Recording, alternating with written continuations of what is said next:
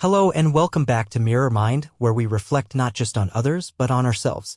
If you're new here, this is a space for exploring the deeper layers of human psychology, especially the often misunderstood topic of narcissistic personality disorder. We don't shout here. We don't shame. We simply sit with the truth, ask the difficult questions, and hopefully walk away with a little more clarity and compassion.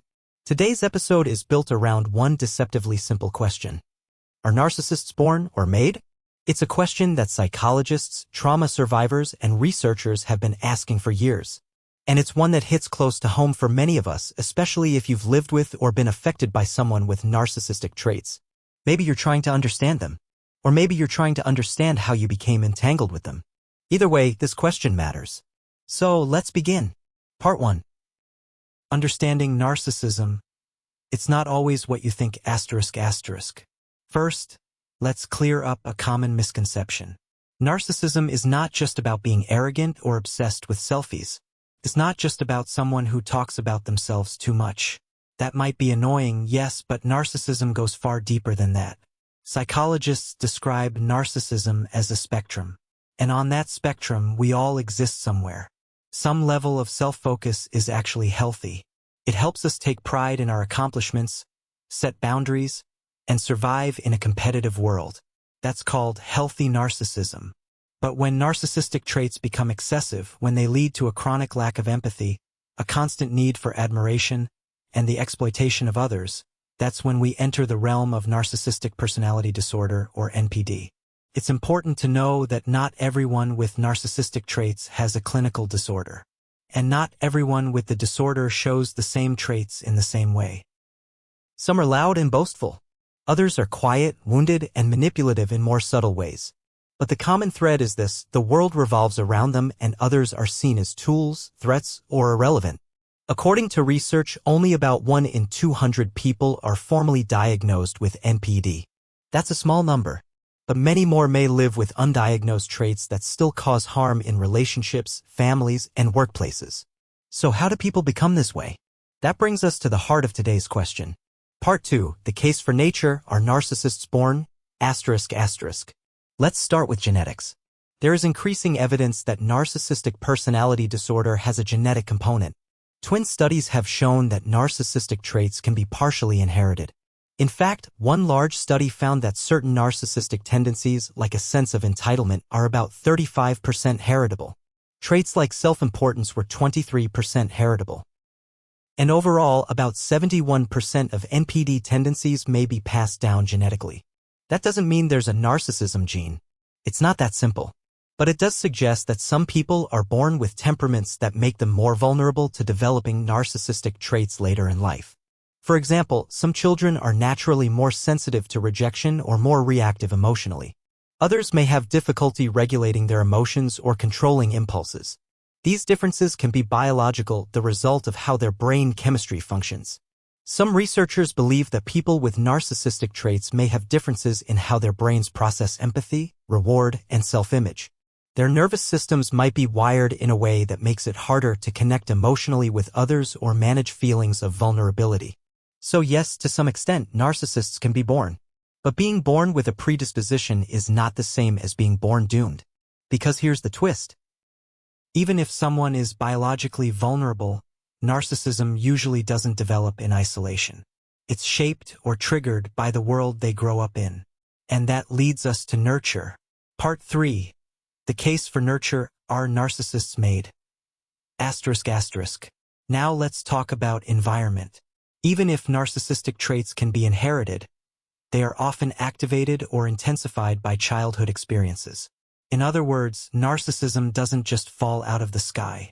It develops over time, often starting in early childhood and becoming more fixed in adolescence or young adulthood. Let's explore how. 1. Childhood neglect and emotional rejection ***. One of the most well-documented roots of narcissism is a lack of secure emotional attachment in childhood. When children grow up feeling unloved, unseen, or unworthy, especially by their primary caregivers, they may develop a false self. This false self becomes a survival strategy. A way to feel powerful instead of powerless, special instead of invisible.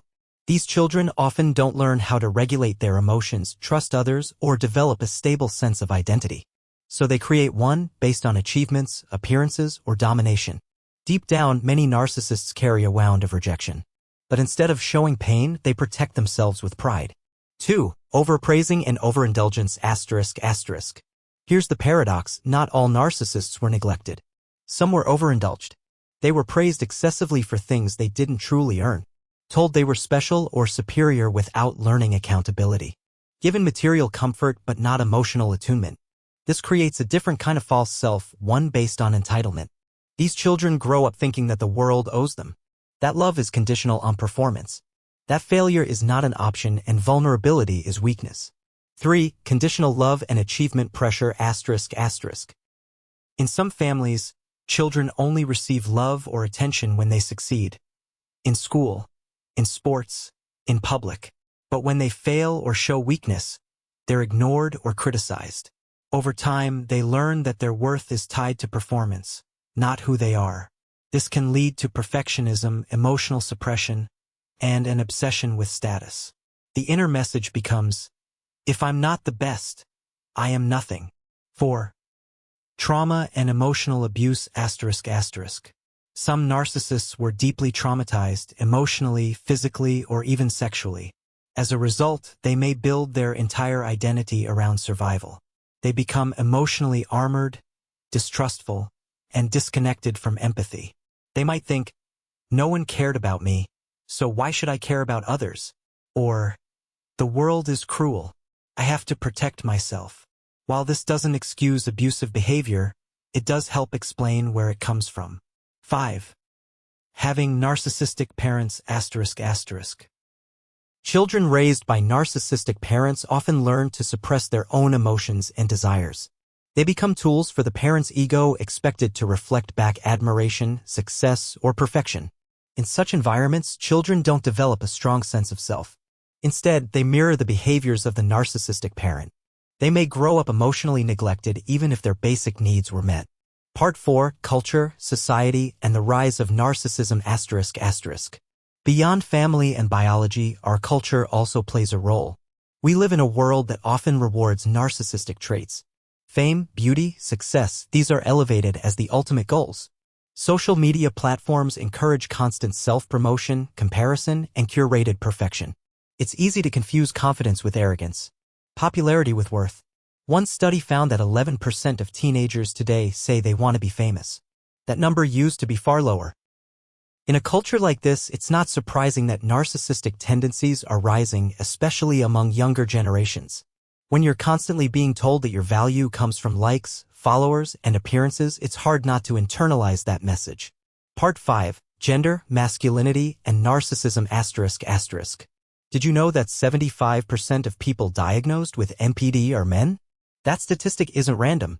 It's partly cultural. Men are often socialized to be tough, dominant, and emotionally restrained. Vulnerability is seen as weakness. Sensitivity is dismissed. Success is demanded. In this environment, many boys grow up believing they must earn love by being powerful. They're discouraged from expressing pain or fear. Instead, they're told to win, to compete, to conquer, to suppress. This creates the perfect breeding ground for narcissistic defenses. It's not that women can't be narcissists, they absolutely can. But the social pressures on men often align more closely with narcissistic ideals. Part 6. Narcissism in Professional and Hierarchical Environments ***.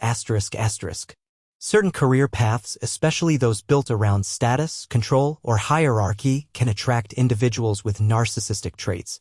Think about politics, the military, medicine, law, even religious leadership. These roles reward authority and charisma. They place people in positions of admiration and decision-making. That's not a bad thing on its own. But for someone who already lacks empathy and craves validation, these environments can amplify existing traits. Sometimes narcissistic people are drawn to power structures because they feel safe there. They get the admiration they crave. They can control others. They don't have to be emotionally vulnerable. In these environments, narcissism isn't just tolerated. It's often rewarded. Part 7. Can narcissism be reversed? ***. Here's the hard truth: you can't fix a narcissist. Not with love, not with patience, not with confrontation or logic. Change only happens when the narcissist chooses to self-reflect, seeks help, and commits to healing. And that is rare, not impossible, but rare. Because facing their wounds means confronting the shame, rejection, or trauma they've spent their whole lives avoiding. Most narcissists live in denial. Their entire identity is built on avoiding vulnerability. And therapy requires just that, vulnerability. That said, some do change. With the right kind of support, deep commitment, and often many years of therapy, some people with narcissistic traits can develop empathy, self-awareness, and accountability. But it has to come from within. You can't force it. Part 8. Final Reflections. Why this question matters. ***. So, are narcissists born or made? The answer is both. Some people are born with a higher sensitivity or lower capacity for empathy. Others are shaped by trauma, neglect, or overindulgence. Many are impacted by culture, gender roles, and family dynamics. Nature lays the foundation. Nurture builds the house. But here's the more important question. What do we do with this knowledge? ***. We stop blaming ourselves for someone else's behavior. We stop trying to heal people who refuse to be healed. We start setting boundaries instead of walking on eggshells. We stop asking, what's wrong with them, and start asking, what do I need to heal in myself so I don't keep attracting this? And if you see narcissistic traits in yourself, and let's be honest, many of us do, you take a breath and remind yourself that healing is possible. That you are more than your defenses. That true strength comes from connection, not control. In the end, understanding narcissism isn't about assigning blame. It's about finding freedom. Thanks for watching. If you found this helpful, please like, share, and subscribe to Mirror Mind. Until next time, keep reflecting. And keep growing.